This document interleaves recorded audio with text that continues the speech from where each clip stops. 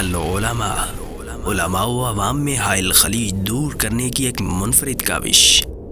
بسم اللہ الرحمن الرحیم۔ لجنۃ العلماء للافتاء، فتویٰ نمبر 54، 24 اگست 2021۔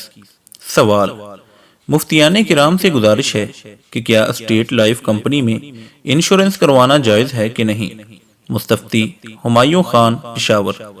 جواب: الحمدللہ وحدہ والصلاة والسلام علی من لا نبی بعدہ۔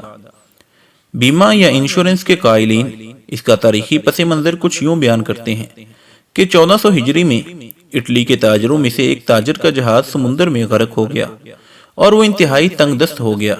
دوسرے تاجروں نے اس کے ساتھ تعاون کیا اور اس کے لیے کچھ رقم اکٹھی کر کے اسے اس قابل بنایا کہ وہ اپنے پاؤں پر کھڑا ہو سکے۔ چونکہ ایسے حادثات کا آئندہ بھی امکان تھا، سو تاجروں نے مل کر یہ فیصلہ کیا کہ آئندہ تمام تاجر ہر ماہ یا ہر سال جیسے بھی سہولت ہو ایک معین رقم ادا کر دیا کریں، تاکہ اس فنڈ سے اس قسم کے حوادثات و خطرات کے نقصان کا کسی حد تک تدارک کیا جا سکے۔ انشورنس کا یہ پس منظر ہی کفار کی تنگ دلی کی واضح مثال ہے، جبکہ اسلام نے ایسے حوادث کے پیش نظر ایک بہترین نظام متعارف کروایا ہے جسے صدقہ کہا جاتا ہے۔ رسول اللہ صلی اللہ علیہ وسلم فرماتے ہیں: رجل اصابتہ جائحۃ اجتاحت مالا فحلت لہ المسألۃ حتی یصیب قواما من عیش۔ صحیح مسلم 1044۔ ایسا شخص جس پر کوئی آفت آئی اور اس کا سارا مال نگل گئی تو اس کے لیے سوال کرنا حلال ہو جاتا ہے، حتیٰ کہ وہ معاشی طور پر مستحکم ہو جائے۔ ایسے لوگوں کو غارمین کہہ کر اللہ تعالیٰ نے زکوٰۃ کے مال میں بھی ایسے لوگوں کا حق رکھا ہے۔ سورۃ توبہ آیت 60۔ اور صاحب حیثیت مسلمانوں پر فرض کیا ہے کہ وہ اپنے مال میں سے ہر سال مخصوص رقم زکوٰۃ کی مد میں نکال لیں۔ اسی طرح نفلی صدقات کرنے پر بھی انہیں ترغیب دلائی گئی ہے کہ وہ اپنے مال میں سے فرضی صدقہ، زکوٰۃ، عشر، فطرانہ وغیرہ کے علاوہ بھی اللہ کے راستے میں خرچ کریں۔ پھر اسلام نے یہ پابندی بھی نہیں رکھی کہ جو صدقہ دے گا مصیبت میں صرف اسی کو ہی صدقہ دیا جائے گا، بلکہ ہر وہ شخص جو اسلام قبول کرے اگر وہ صدقہ کا مستحق ہے تو اس پر صدقات حلال ہو جاتے ہیں۔ اسلام کے اس حسین نظام میں صدقات و زکوٰۃ کے مقابل قائم کیا جانے والا بیمہ یا انشورنس کا نظام انتہائی بھیانک قسم کا ہے۔ مختلف انشورنس کمپنیاں سادہ لو عوام کو سبز باغ دکھا کر ملما سازی کرتے ہوئے اپنے جال میں پھنساتی ہیں۔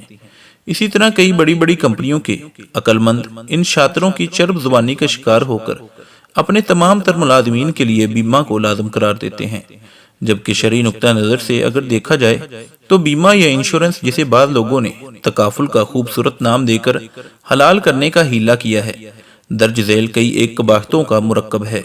اس میں ربا یعنی سود، قمار یعنی جوا اور غرر یعنی دھوکہ دہی ہے۔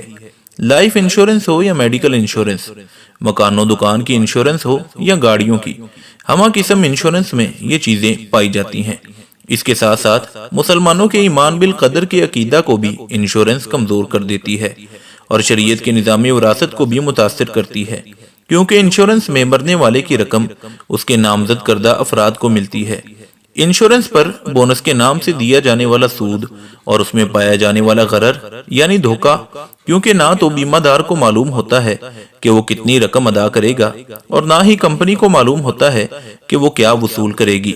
جس طرح واضح طور پر حرام ہے، بعینی ہی اس میں پایا جانے والا اضرار یعنی نقصان پہنچانا بھی ناجائز ہے، کیونکہ اگر کوئی شخص بیمہ پالیسی ترک کرنا چاہے تو اس کی 40% رقم کمپنی ضبط کر لیتی ہے، اور بسا اوقات تو جس شخص کا بیمہ ہوا ہوتا ہے اسے اس کے ورثاء ہی قتل کر دیتے ہیں تاکہ جلد تھوڑے نقصان کے ساتھ زیادہ رقم ہاتھ آئے۔ ان قباحتوں کی وجہ سے بیمہ یا انشورنس چاہے جس کمپنی یا ادارے کی طرف سے بھی ہو شرعی طور پر واضح حرام اور ناجائز ہے، لہذا کبھی بھی انشورنس نہ کروائیں، اور اگر کوئی ایسی کمپنی ہے جو انشورنس کے بغیر ملازمت نہیں دیتی تو اس سے کنارہ کر کے کہیں اور اللہ کا فضل تلاش کریں۔ وآخر دعوانا ان الحمدللہ رب العالمین۔ وکتبہ محمد رفیق طاہر۔ مفتیان کرام فضیلت الشیخ ابو محمد عبد الستار حماد حافظہ اللہ رئیس اللجنہ، فضیلت الشیخ عبد الحلیم بلال حافظہ اللہ، فضیلت الشیخ جاوید اقبال سیالکوٹی حافظہ اللہ، فضیلت الدکتور عبد الرحمن یوسف مدنی حافظہ اللہ، فضیلت الشیخ سعید مجتبی سعیدی حفظہ اللہ، فضیلت الشیخ ابو عدنان محمد منیر قمر حفظہ اللہ۔ العلماء، علماء و عوام میں حائل خلیج دور کرنے کی ایک منفرد کاوش۔